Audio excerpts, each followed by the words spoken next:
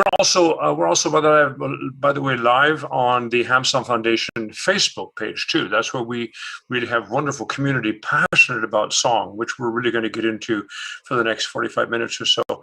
Maybe ladies first. Louise, where did you grow up? I mean, you have such a phenomenal background, a phenomenal history that, of course, I know, but I really want you to share it.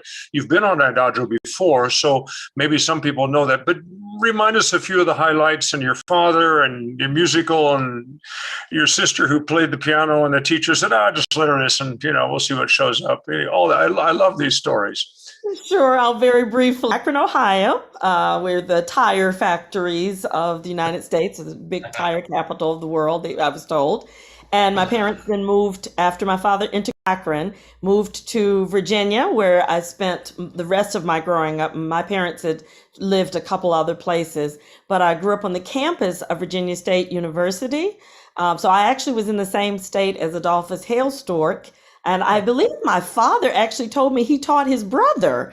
So Dr. Hailstork can confirm that or not, but I believe that that's what I remember. There was a relationship between them. So I heard the name Adolphus Hailstork quite as a young person, but I grew up on the campus of Virginia State at a time that people like Undine Smith Moore were there, and she was premiering she premiered some of her works, and I remember being a child sitting in the audience, seeing her play the piano, and her talk about her music. And I remember it was also the time that a lot of Black artists came through.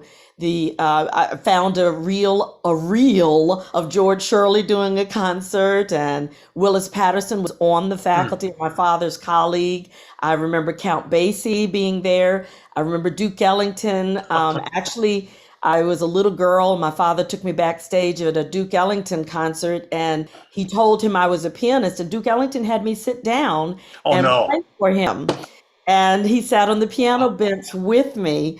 And, I was too young to realize that was the Duke Ellington, that as I grew up, I'm like, why didn't I get an autograph?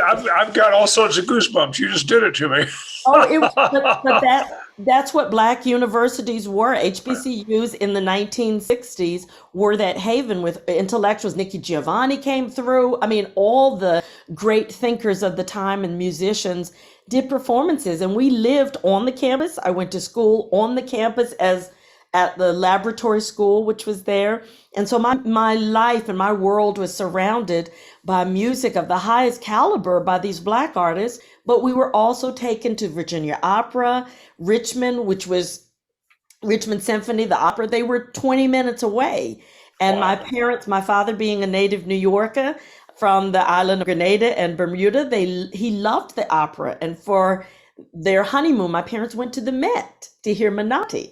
And so, music was a part of my life. And as what you were referring to, when I was a pianist as a child, Undine Moore taught my sister and told my mom that I was too young to take lessons, and that she should just let me come and sit and learn just listen to her rather than take lessons. And I would go home and practice, and my sister would go in a corner and read a book.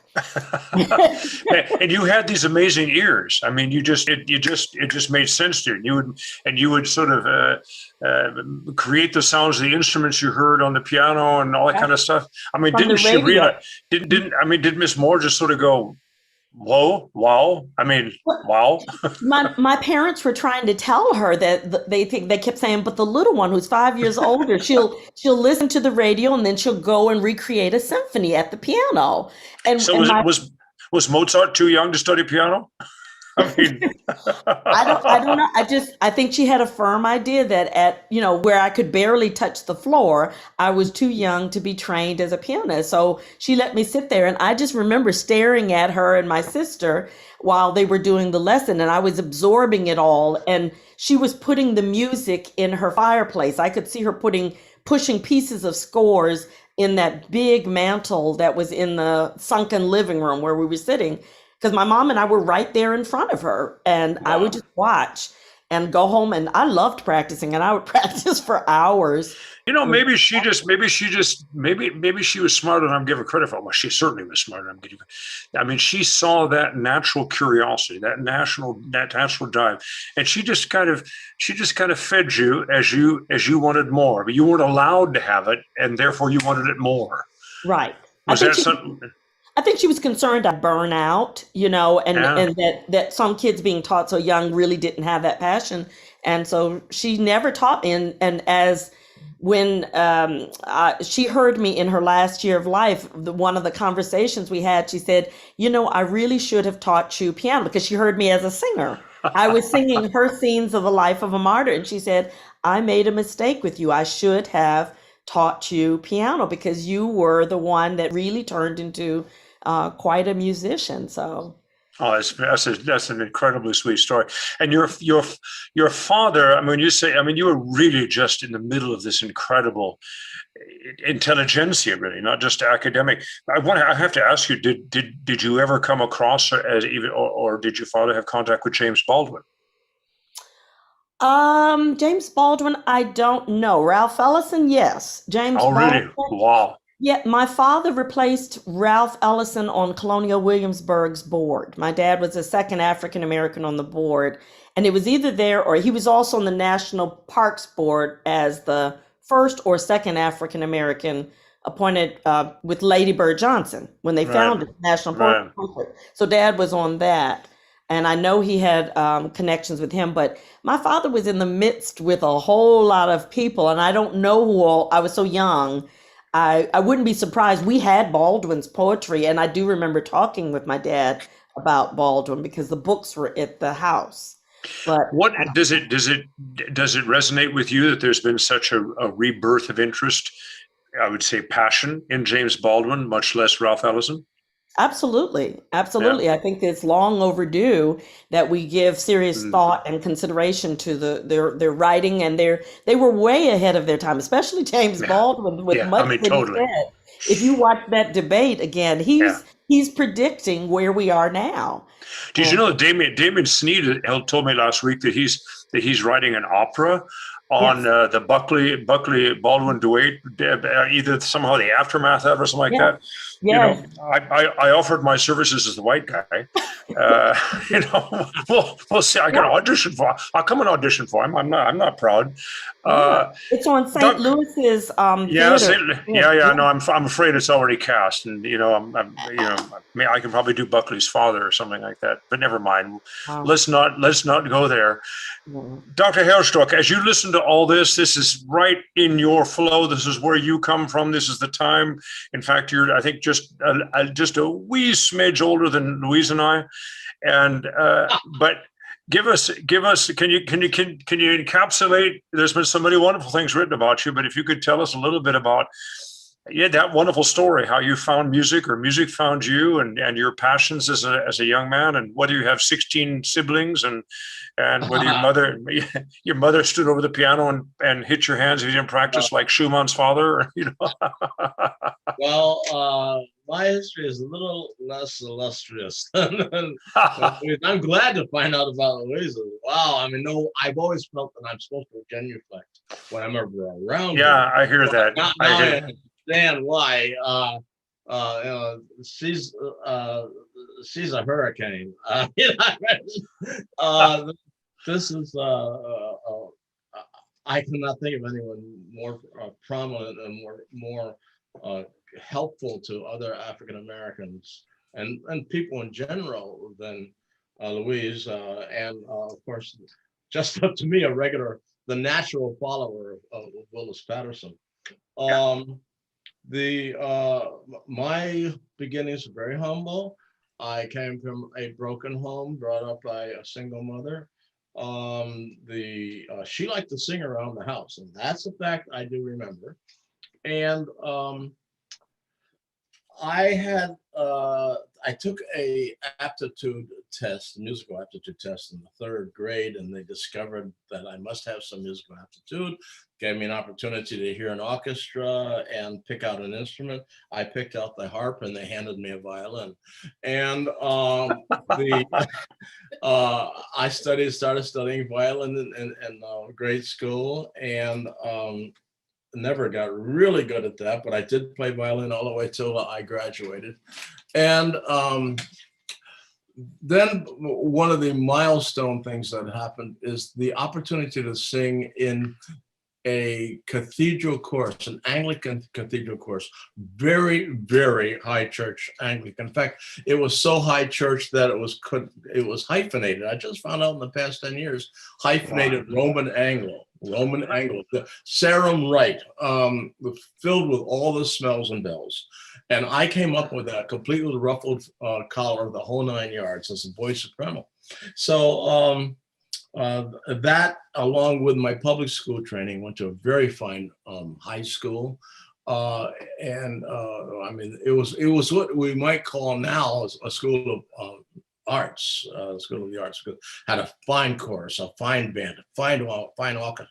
I played in the orchestra, I sang in the choir, sang solos in the choir. Yes, I was a baritone soloist. And when my voice changed, of course. And that was an agonizing year. I had to sit out of a choir for a year. But it was in high school that I discovered composing. I had just about done so many things in junior high school, what they call middle school now. I had been a soloist in the choir in junior high school. I conducted the choir in junior high school.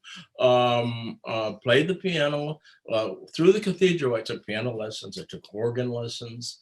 I learned to read music. And then when I hit high school, I was interested in writing. I had heard about some young man, before I left middle school, I heard about some young man in high school who was writing music. And I said, oh, I never tried that one. I've been playing the violin, I've been singing, I've been all, okay. So I started trying to write, and lo and behold, it was the one that grabbed me. I loved writing. It was a means of expression, and I never stopped. I've been doing it ever since, and I'm finally getting the gist of it, you might say. It's only been 60 years. So exactly, it's how we all feel. We're going to just be able to say, "I think I've got it," yeah. and then we're going to have to go to the choir upstairs. You can make the choir upstairs. Yeah, well, whatever. Yeah, they need baritones up there. I was lucky in that croaky frog years of the voice changing and so forth. My folks were having some marriage problems, and we moved town, and I went to different school. And I didn't go to they didn't really have a very good choir, but they had a wonderful band director. And the band director was kind of a cool guy that liked to play golf. And I was a little bit, how schools are. By the time you're in 6th or 7th grade, the groups have formed and so on. So I was a quite gregarious kid, but shy and kind of weird and too tall and whatever. So this guy realized I liked to play golf. And so he talked me into playing with golf and to go into the band and play the tuba. So I played the tuba for 3 years, and I was pretty good at it, played a solo at it, everything else. So all this, this whole time, I didn't ever put any pressure or whatever on the voice. So that when I came out the other side to go to high school, the band and the choir rehearsed at the same time, and I had to decide band or choir. And that took me about 30 seconds because the girls were so much cuter in the choir than they were in the band. So, and it was just a hell of a lot easier to sing in the choir than to keep, so I was out of here like a flash, and the tuba's gone, dead. Never touched it again. So that's just parenthetically my story. But there's a wonderful story about you, Dr. Hailstork, that you tell yourself that you love the piano and you love studying it, but you love messing around with it. You love turning things upside down, and you love improvising and so on. Oh, yeah. And then you thought, well, hell, I just write it myself. Well, yeah, I was listening to Louise talk about how she would practice her arpeggios and her scales diligently and everything like that. And I wrote down here, I would rather make up stuff for hours. She sat for hours practicing. I sat for hours making up stuff rather than practicing my scales and arpeggios. I did the requisite, but then as soon as I could, I switched over to improvising stuff and making up stuff. Right. And you talk about the girls in high school would swoon when I would make. I would say, give me an idea. And they said snow falling. Okay, you want to hear snow falling? And then I said, that's and you know, oh, this is what does it. Okay, that's influenced my deciding to stay in as a composer. I mean, you know, hey, girls are swooning over it. I'll stay as a composer. It beats my singing and everything, and certainly beats my violin playing. So, but I was also what happened with that? Was that just a way to understand music, or did you play violin? Oh no! I played violin right through my high school. In the orchestra and the band or whatever else. Orchestra? Yeah, I was backseat second violin, but I played orchestra, and you know, it was fun. And then I would in my world, that doesn't mean anything. Either you can or you can't play the violin. Let's say I played at it. I know I played it enough to understand writing for it well, and I'm glad that I did that. We had a wonderful orchestra teacher, and she really did start my career, you might say. And then she said, Hailstork, I had expressed an interest in writing, and she said, Hailstork, if you write it, we'll play it. And so I conducted a piece of mine in my junior year in high school and my senior year in high school. And I was totally hooked. And those are the days when you had to do the parts by hand. The computer didn't exist at that time. Sure. That anyway. And so all the parts had to be laid out by hand. The closest thing you could come to multiplying the parts for strings, for instance, is called a mimeograph machine. I don't know if anybody remembers a mimeograph machine. Yeah, exactly. Yeah, exactly. So it was the word my you know, I always tell students that, you know, if you can love the nuts and bolts work, the real hard labor of composing, then maybe you are a composer. It's a little too easy now. Kids push your button on a computer and boom, they got something. But if you could do the hard nuts and bolts, that would separate the wannabes from the real lovers of the art, I think. Yeah. I think it's a very, very valid point. I know that Louise and I, we talk to young singers. I mean, especially in today's world where it's just harder and harder and harder to get going. You know, it reminds me of that sentence of Lamperti, one of my favorite writers on voice, things voice in the end of the 19th century. And there's a sentence in there about motivation. And he says, if as you take the breath in, you would die if you didn't sing, then you're ready to become a singer. And I thought, you know, I mean, I've asked myself that question often, you know, and I think this focus and commitment. I want to go somewhere else with this music education as we're talking about. I'm astounded at how many conversations I've had over the last year with colleagues, especially on the Tuesday series, that and quite frankly, a lot of colleagues of color that talk about this amazing serendipitous life of a good music mentor, a great teacher, came up through a good public school, got a good music education. And I can't help but look at the I went through private education as an American, but I look at the public school system and I hear all this debate about the arts and education. And the biggest argument you hear about reducing anything to do with the arts is that, well, why should we force a kid to take a music class when he's not going to become a musician? And of course, we sit there and go, but that's not the point at all. I mean, maybe we could just discuss that for a minute. What do you? I mean, you've said very beautifully. I mean, I have a lovely.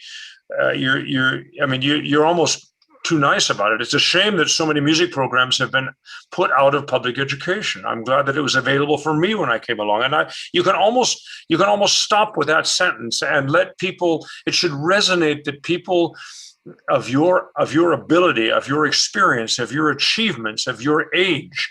And I remember, Louise, when I was on campus a year and a half ago with y'all, you know, and I got to meet Dr. Patterson, and, you know, it was a great honor, and he came to the class that I gave, and he was very kind and generous. But I remember him talking about that, and you know, how many people like we all, and like Dr. have to say what that means for somebody to stop and say, no, wait a minute, maybe this isn't a good idea. I mean, what are we going to do about this dismantling of arts education across the board? You got any ideas? I'm at your service. Scream louder, play louder. That's what Lenny said. You can't change anybody's mind, but when you've got fascism, you just play louder. I'm not accusing this of fascism. I'm just saying that how do we make this point in musical education? I mean, good. Any thoughts? It's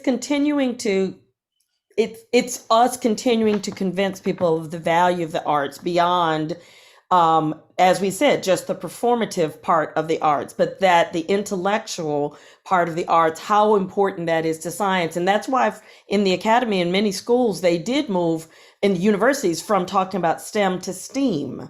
And that's been a big push. Do you see that getting momentum? Because I've been part of those discussions, and it seems like STEAM is always trying to catch up with this knee-jerk political STEM thing. I've never heard the term, Louise. Huh? I've never heard STEAM. You've never heard the yeah. I mean, right. Is that arts? Yeah, that's arts. It's just, and I love that argument. I gave a talk on it, kind of, as you know me, raving.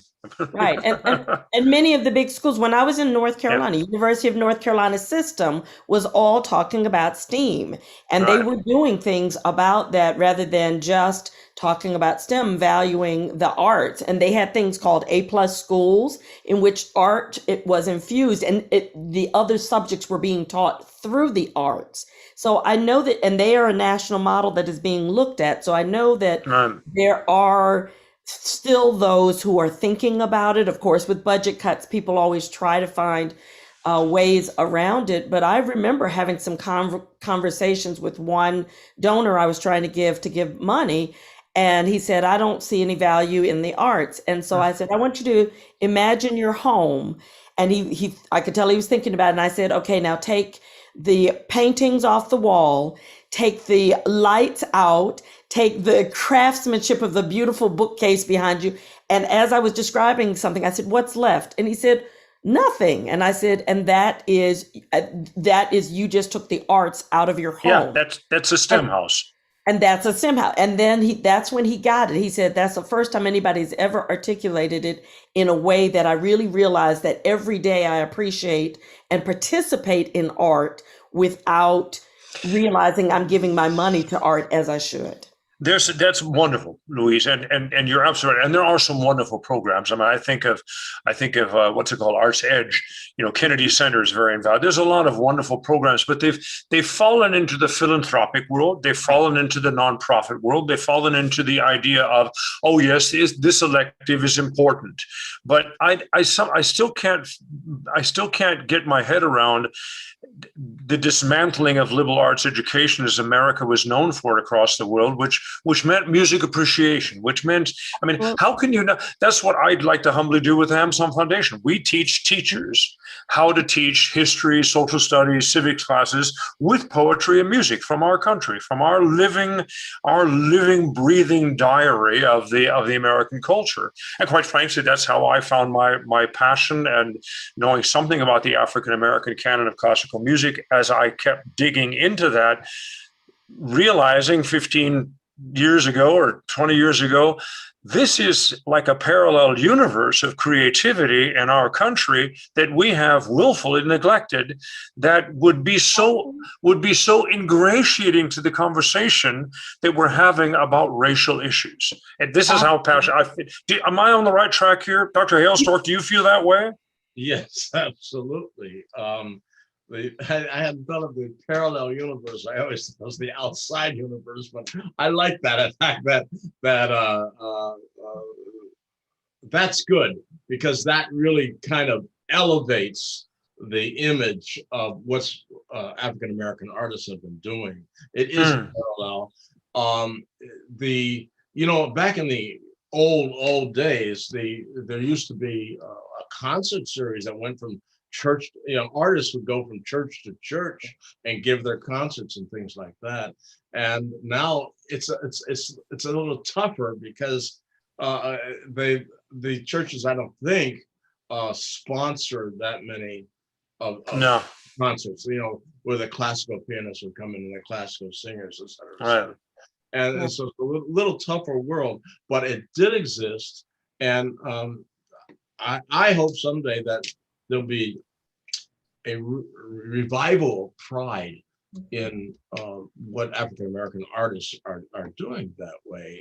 It can't be all rap, pop, and gospel. Sorry, but the classics are important too. Yeah. Exactly that statement is what, and I know Louise, exactly that statement I think is a key to this, because I think a lot of people think that we classical artists are trying to say, oh no, you're taking too much space and we deserve to be there, or replace that, or it's an either or proposition. That's really what I'm getting at. And that isn't. I have got no, I think there's actually a great deal of rap that can inform a classical musician, but certainly the other way around. The other thing, you mentioned Dr. Hailstork right at the beginning. You learned the fundamentals of music. I know there's a lot of conversations going on about the racist canon of classical music, and that really is a different conversation than the fundamentals of a musical language. And to improvise and to go on in your world, you needed to know 1-4-5-1. Hello. Yeah.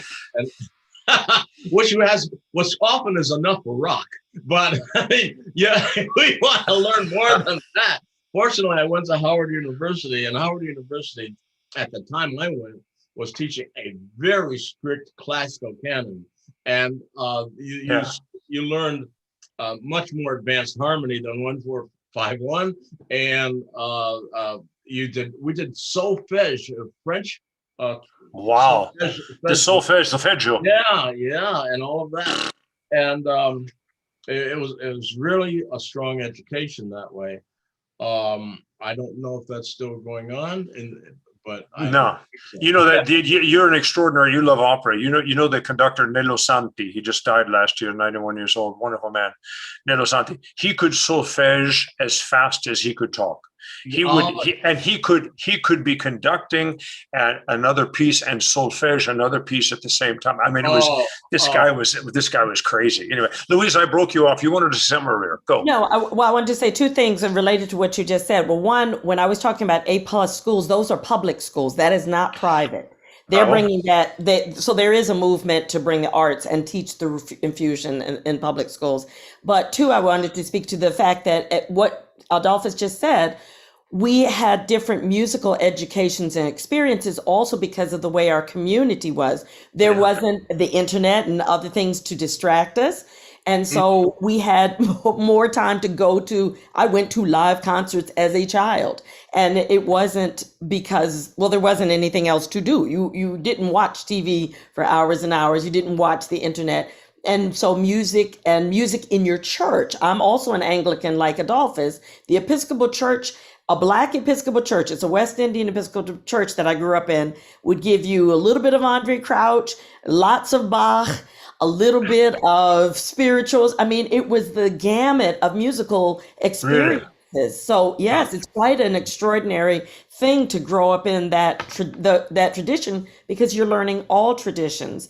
And I think we've lost not only that power, that the church was the place that particularly African Americans looked to for leadership in political things, but also in musical things. Right. It's not that anymore. It's no longer that. You've got schools, and even schools are dealing with credits, universities. They are shrinking the type of education because the students are coming from high school less literate, coming to music school, so they can't teach with the depth that Adolphus just said. I had 5 theory and 5 history courses as an undergrad. Nowadays, some of them have 2 histories and maybe 3 theories if they're lucky.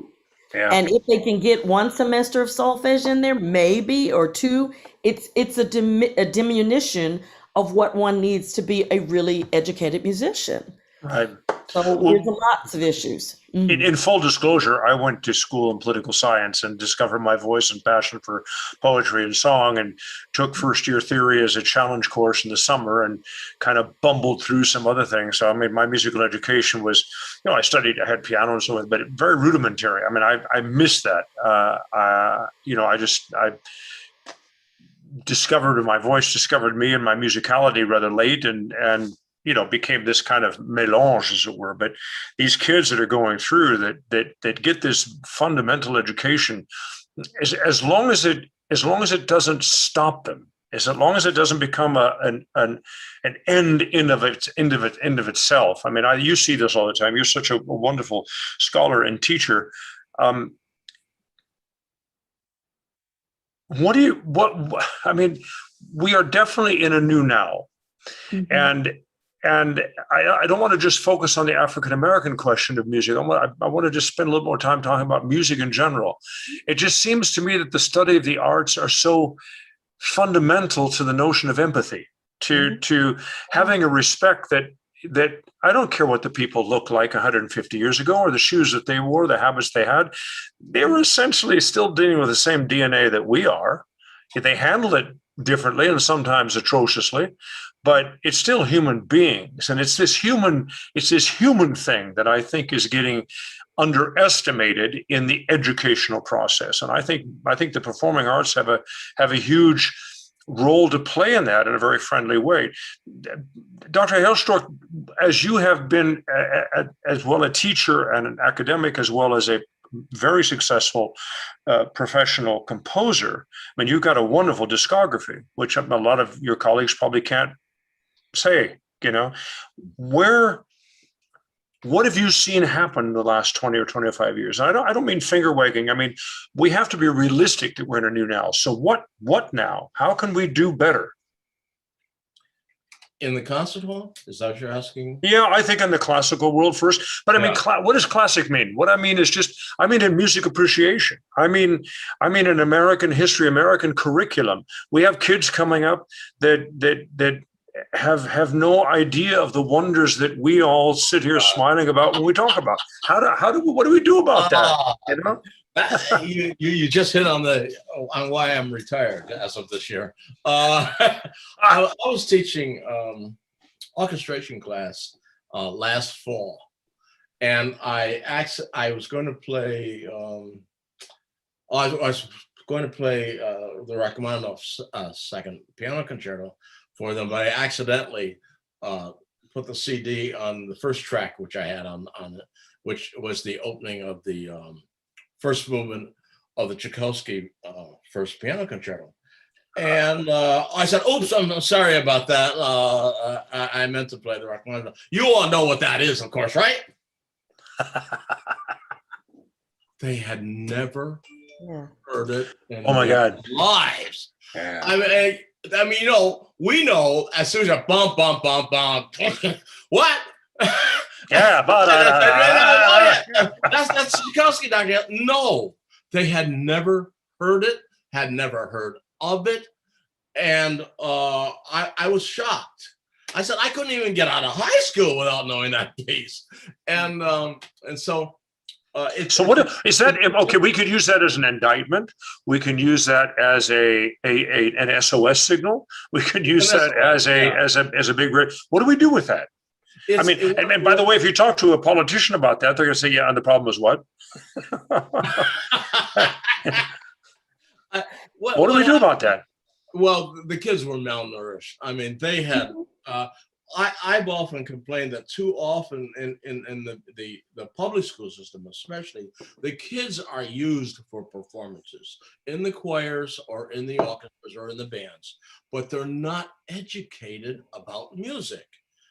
That's it. They're used, but they come out not knowing anything except the pieces they played in the band or sang in the choir, et cetera, et cetera. And they would say, well, I can't do anything else, so I'm going to be a musician. And that is, or else that was my most fun in high school. So I think I was in music. So that's just malnourished. This should be sometimes set aside in the public school system, especially, so they could hear some music. And all those hands should have gone up immediately and said, "Oh, that's just yeah." Yeah. That's what I was speaking to in terms of musical literacy. Yeah. We're all musically illiterate, and even when you said you may not have studied the music as long in school or as in depth, but did you not listen to music as you were growing up? All the Exactly. time. That's all. And so therefore you were building a musical literacy, which is what is happening. They're starved. They are not coming in with, as Adolphus said, they know how to play the piece. They know how to play. They don't know how to think Yeah. about poetry. They don't know Yeah. how to think about the narratives that they get. Like you said, the empathy they get by learning all these songs that each have a different narrative that teaches them about other people. There's so many Yeah. opportunities Well, missed by not really teaching it. And it wouldn't take much other than taking the time to really restructure. If you have music in your classrooms, do a little bit more, do more, teach more, rather than we teach to performance in almost everything we do. We right. teach to get to that end goal rather than we teach to educate. Now, Right. Right. there's Bravo. the kids in a way got back at me because later on in the semester, I said, okay, I'm gonna give you an assignment. I was trying to relate to where they're coming from. I said, all of you pick out 3 or 4 other students in the class and arrange something for them. So you get some experience with hands-on orchestration. And you can arrange anything you like to arrange. And almost the entire class came in with different themes from different video games. Wow. And I didn't know those. Of course So not. Take that, Hailstork. You may know your Tchaikovsky, but do you know your Johnny Little or whatever it is who wrote the background music for this video game? And no, I didn't. And You're spot on. You're spot on. It's a two-way street. There's no question about it. You know, and I remember saying several years ago, I mean, I'm not trying to be clever here. I'm not a big fan of rap music just because it kind of makes me nervous to listen to it. But I said, if we don't pay attention to this from where it's coming and what it's saying, we're making a huge mistake. And I don't understand it a lot. So I have to sort of break it down and look at it and read it and go back and figure out. Hip hop, I've just never gone down that street. But jazz, yes, whatever that means. By the way, this conversation, one of the last conversations I had with Wynton Marsalis was, almost in the third sentence we were talking about, I was telling him what I was doing. And, he says, oh man, these young cats are coming up. They don't know the tunes, man. They don't even know what they're talking about. I can whistle a tune. They don't have a clue what I'm saying about how they're going to learn to be jazz musicians. They don't know where this stuff came from. Breaks my dad's heart, that kind of thing. So it's the same, ripping our kids, ripping the culture out of its roots, if you will.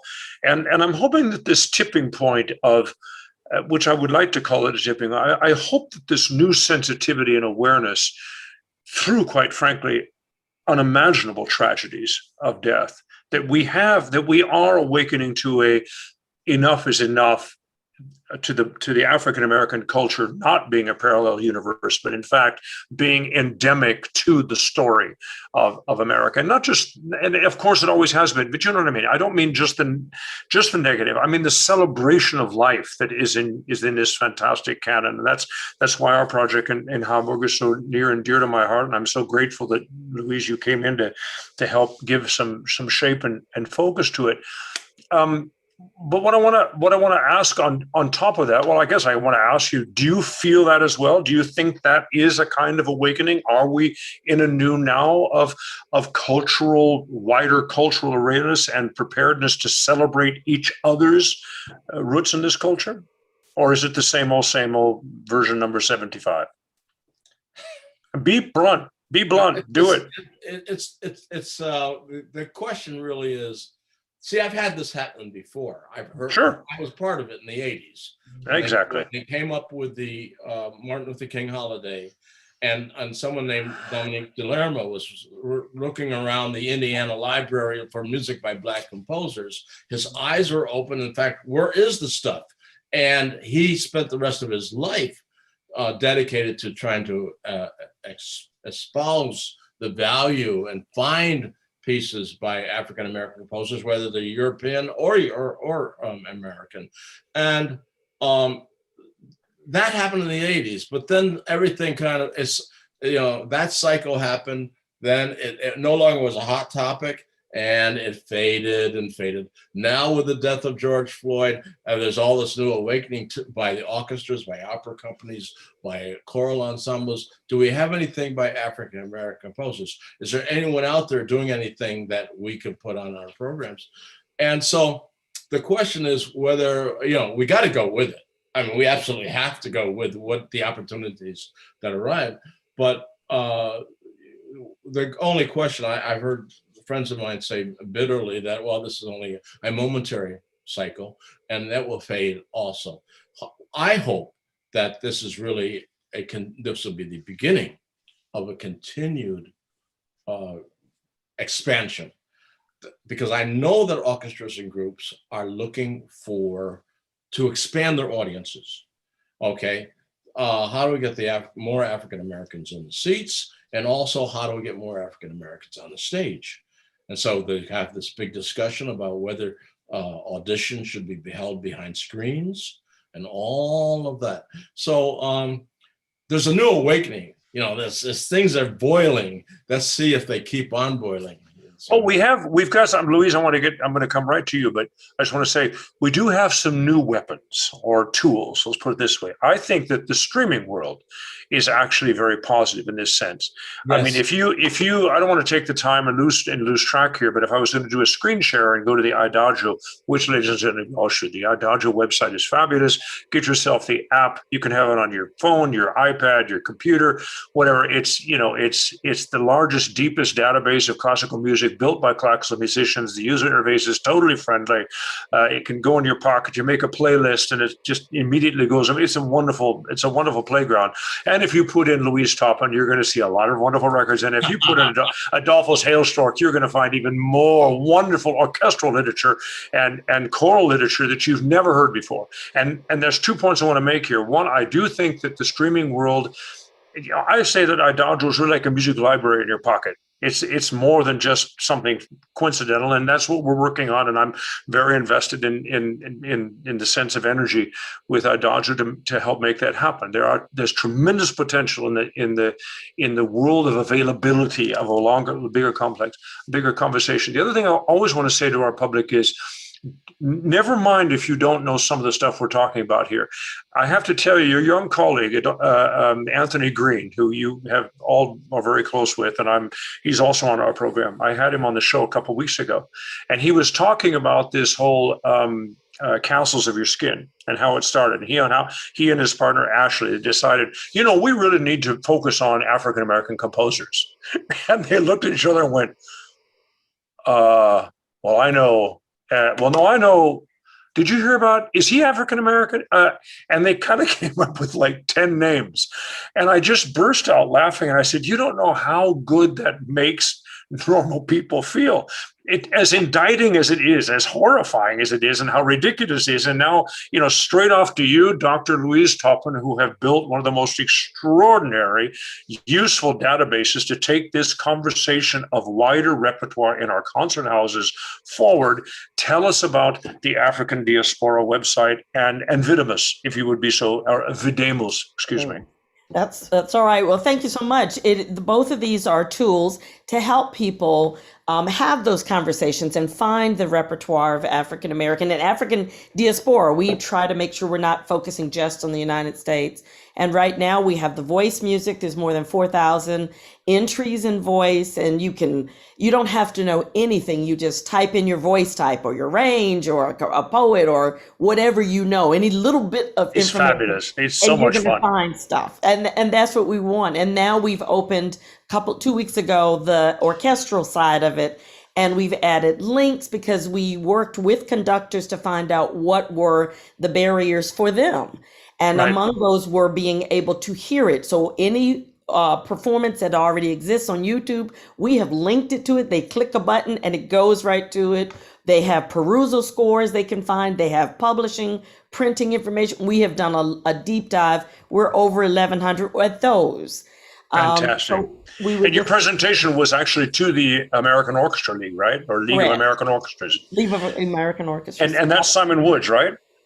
The person we were working with was James Barry, but yes, it's Simon Brooks. Because Exactly. Simon's coming on to Adagio either this week or next week, but stay tuned. We're going to have a long conversation about that. But I mean, Louise, being a coloratura soprano, all the soprano jokes, and here you are building databases and teaching and running music departments and being one of the most respected scholars, much less singers. And you and I are going to have fun being the older aunt and uncle of the group in Hamburg. But we're gonna sing some. And you sent me this, this wonderful opera. My passion for things William Grant Still, and we're going to do this Highway 1. But exactly it's not going to be an easy road to hoe. What you're talking about doing. Because we've still got publishers, we've got estates. We've got people that have been so disenfranchised and so disabused by the system that it's hard for them to trust that this new streaming world and this new accessible world is actually going to be a benefit for them when they've probably been pretty financially disabused over the years. The other thing that I wanted to ask you about, Dr. Hailstork, is that I don't know. I think your publisher is Presser, right? Mm-hmm. Yes, it is. Over the many years, right? So your stuff's in pretty good shape. If an orchestra wants to play something, they're going to get some music they can read. But we've been coming across some pretty scary stuff being sent over and problems. It feels like there needs to be some sort of fund or some sort of umbrella that helps, houses, and finances smaller publishing houses and or directly composers to get their stuff there so that the orchestras can't order. Does that make sense?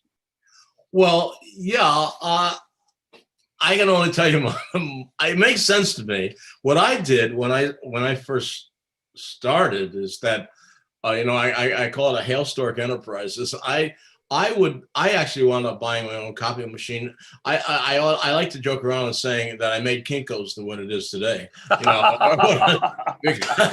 I would send out packages and rent them with a rental invoice, et cetera, and come back and orchestras will start playing it. You self-publishing, in other words, is a good way to go. But you must put your material in good order.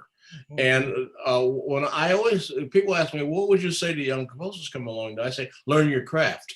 But they think it only means learn your craft of composing. You need to learn your craft of putting a score together.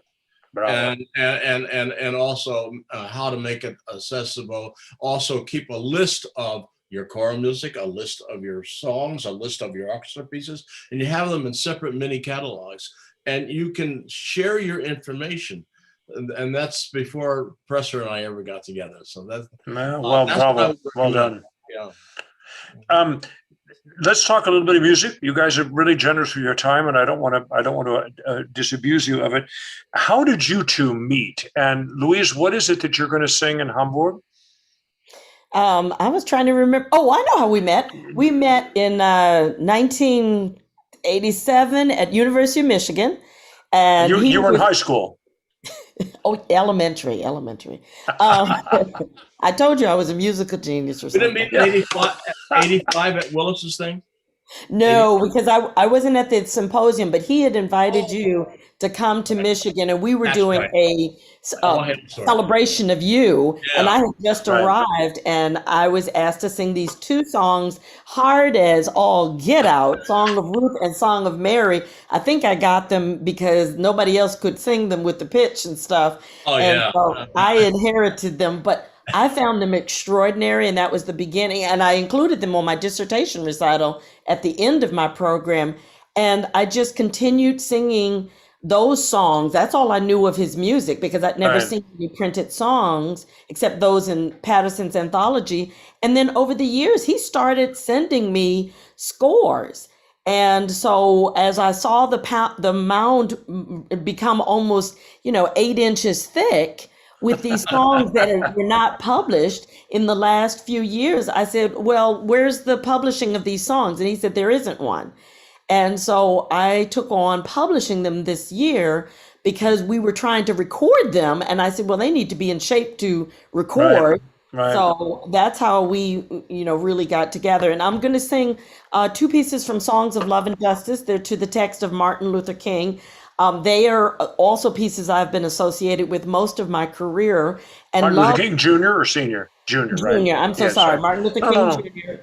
And I love the text because they so much speak to today. They say things Yeah. like, it's difficult to love someone who's bombing your home, and that the way to, if somebody hates you, the way to respond is through love. And so it seems so apropos at this difficult time of racial unrest around the world that I wanted to share difficulties and justice. Well done. Beautiful, beautiful.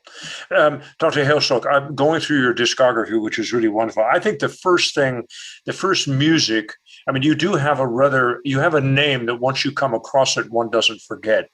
Well, which is, I mean, I don't know anyone else anywhere that's named Adolphus, which I think is absolutely wonderful. And also Hailstork. So, dropping the needle, I think the first thing I sort of thought, well, I want to hear this guy, what he's all about, was your Second Symphony. And that kind of stopped me in my tracks. And then I read a little bit about what you talked about it. But I wanted it, and that's wonderful, and everybody should look at that. But I wanted to ask you about this wonderful piece on Frederick Douglass that you wrote for Patterson, the slave songs. That's got to be pretty powerful stuff. Yeah. I haven't heard it. Well, yet. Very patient with me. He asked me to do it. I took 10 years to get to it because I had just started getting some commissions, and I could not get to that piece. Finally, he asked me, Hailstork, where's my slave song? And I said, oh, okay. And I got to it and said, I love that piece. I really do think it's strong. Thanks to Frederick Douglass, of course. And he's pondering about escaping he was working on the dock, watching the ships go out to sea, and wondering if Douglass, could someday escape and go out to sea, as it were, and get away from this bondage. And that's what it's about. And baritone? No chorus? Bass baritone. Bass baritone? It's really bass. It's really okay. A T from and solo, not chorus? Solo with piano. And you can do it with solo piano and a cello obbligato. The original scoring was 6 cellos. I don't know. I was in my avant-garde stage in those days. It had 6 cellos, a double bass, and I think a timpani to do that piece. It's never been done that way. Right. But it works nicely as a piano piece. Yeah. But the Whitman songs are more for baritone, but they're also chorus. Are they orchestra as well? Baritone, chorus, and orchestra. Okay, I'm ladies and gentlemen, yes, I'm making a list. But I've got to ask you guys this, and because I think it's such an important question. And I'll preface it with saying I've written this, I've said this, I'm known for this. When I talk about Langston Hughes, yes, unbelievable, iconic African-American poet. For me, he's an iconic American poet. Of course, it's important that he's African-American, but he's my poet as much as your poet. Fine, well and good, or not. And we'll have this very important conversation. But let's take a piece like this Frederick Douglass piece. What would you say to a white bass baritone singing this piece? I premiered it with a white guy. I played the piano part. I had a fabulous bass in a Unitarian church I was a conductor of. And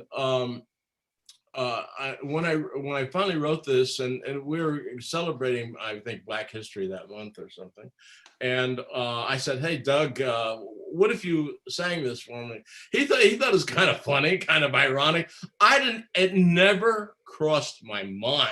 Oh, I love it. The racial thing never crossed my mind. Later on, I said, Dolph, I'm a white guy. Should I be singing this? I said, I just want to hear the piece, and he sang it wonderfully, and so it doesn't bother me at all. And that's also reserving, and I know Louise, we've talked about this. That's reserving, without question, that there is certainly some repertoire in the African American canon that would be inappropriate, but and maybe the other way around. But that's not the point. I mean, when I have sung first person poetry, of language. Well, I Too Sing America or The Negro Speaks of Rivers. I just am deeply humbled by the empathy and the joy I get of celebrating this amazing awakening. And what is the word I'm looking for? What Langston was handing his people, our people, in the essence of Negro Speaks a River, is just so incredibly beautiful, And it never crossed my mind not to sing that. This is going to become more and more a conversation. There's no question about that. Don't you think, Louise? I was going to say, I think it's going to become more and more the norm. If we continue on the path where we're going and we have the conversations, Right. then I think we are going to move to a place that, just like me singing a male's songs in German from a man's perspective, doesn't bother anybody. I think it's just because there's still that sensitivity about our American history that's why you will have some ripples along the way and discomfort. And as people are working their way through that discomfort, I think as they see more and more examples, people knowing the history before they sing some of the repertoire, or once we're all on the same page and we all know the history, it's no longer an issue. Right. But I think we're having some of those bumps You're now right. just because people don't know the history and they jump to appropriation or, other uncomfortable things. So I'm looking forward to that moment where we can pick up any African-American song and tell the story of these people. Well said. No matter who we are.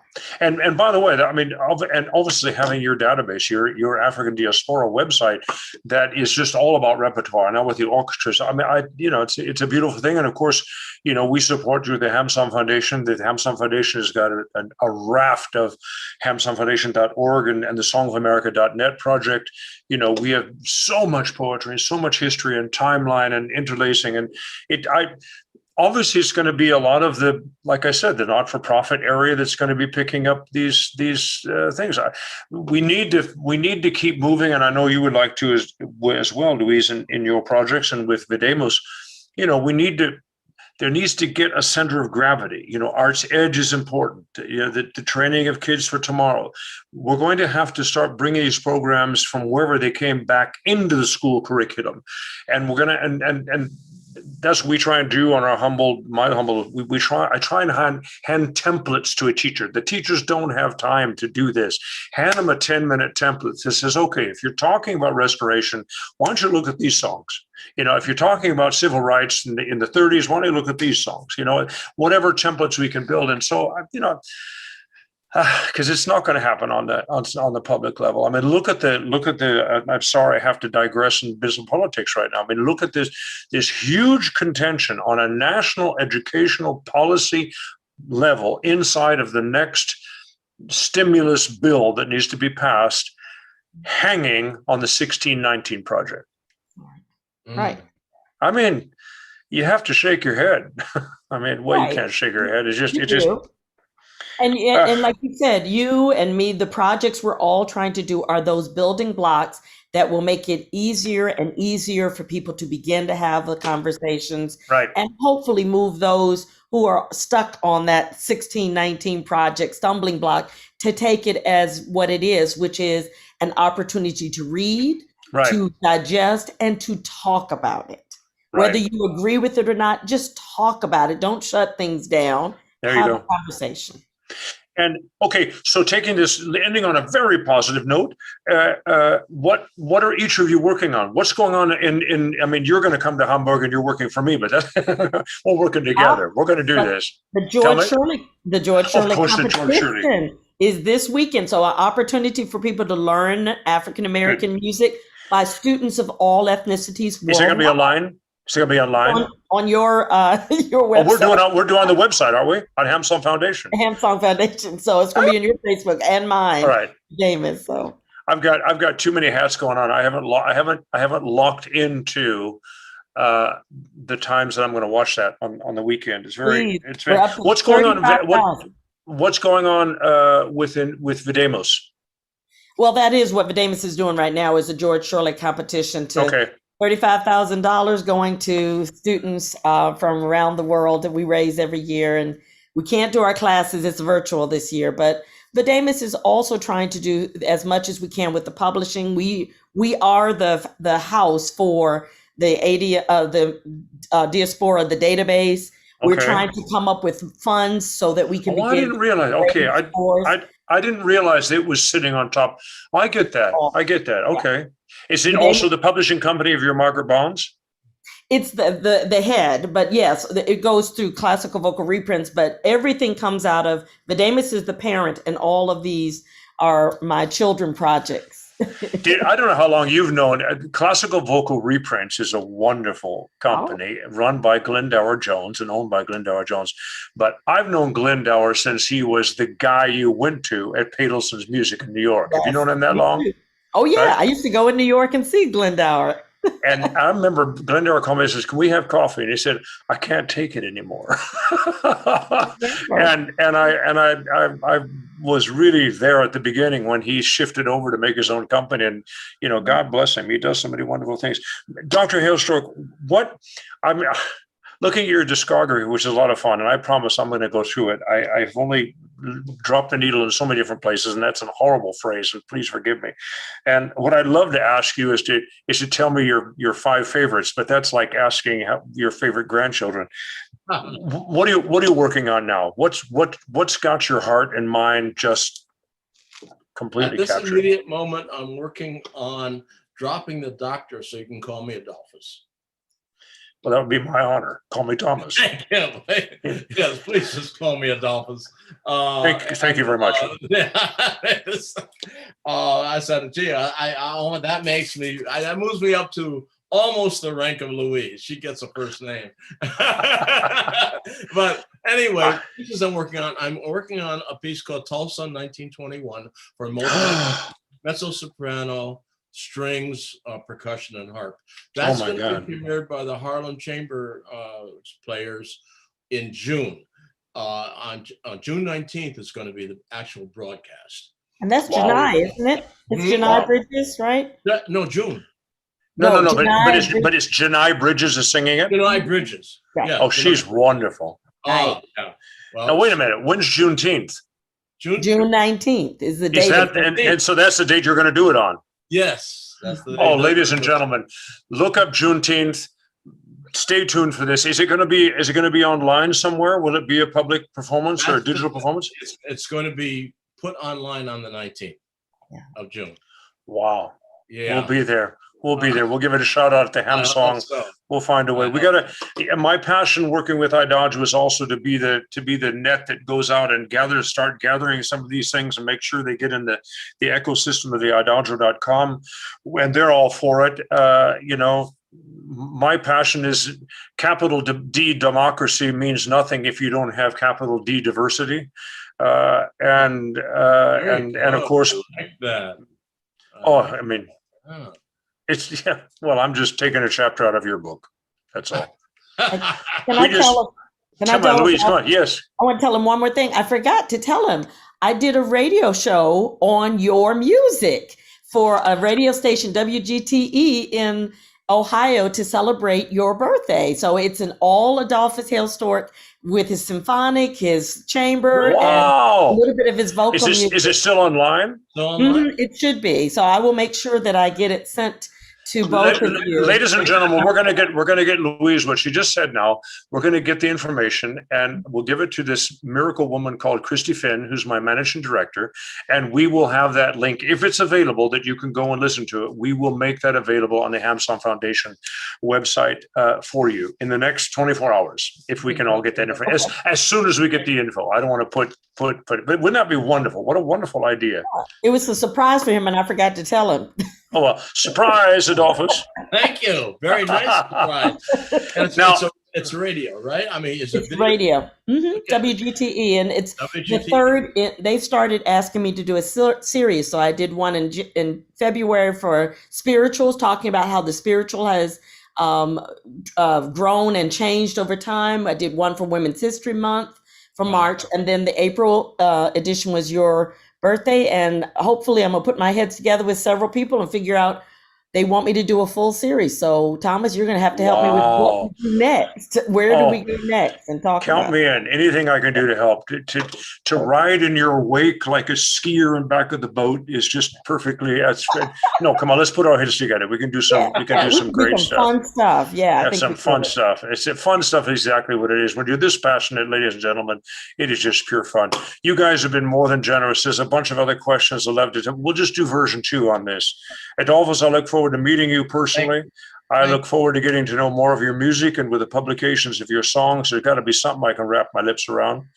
If it's not too hard, I don't have her ears, you know. Who does? Yeah, exactly. Thomas, I'll bring you the recording of Slave Song. We actually recorded it with Alvy Powell. Oh my goodness. It's one recording, and I'll bring it. I love it. You guys have been great. Hey, we're going to say goodnight to our public. If you just hang on a little bit, we'll talk behind their back. Ladies and gentlemen, thank you so much for joining us. Song and Beyond, Hampson Foundation with the wonderful idodger.com, the place where classical music happens.